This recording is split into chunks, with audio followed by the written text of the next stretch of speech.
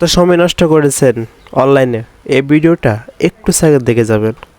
মানুষ যখন ঘুমায় আল্লাহ বলছে দুই হালাত হয়, আমি বান্দার রুহু তুলে নেই, তুলে নিয়ে কাউকে আর রুহু ফেরত দেই না, আর ওয়ুরসিলুল উখরা ইলা আজালিম মুসাম্মা, কোন রূহকে আমি একটি নির্দিষ্ট সময়ের জন্য আবার তার দেহের মধ্যে ফেরত দেই ঘুমের উঠার সময়।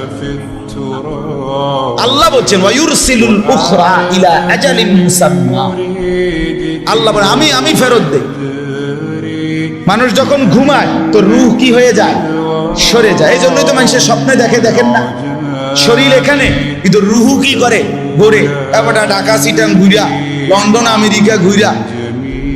ওই যে একজনে কৌতুক কইছে যে কয় ঘুমের মধ্যে দেখছে বিশ্বকাপ খেলতে আছে, এরপরে খেলতে একটা গোল যে দিছে, একটা শট দিছে, ডাইরেক্ট গোল, আর ডাইরেক্ট গোল করে যে চিৎকার দিয়ে উঠছে, উঠটা দেখে যে পাটা মশারি ছিদ্র করে, মশারি ছিঁড়া, এটা গোল দিছে, মশারির কোন আছিল, কত বড় গোলটা দিল চিন্তা করছে।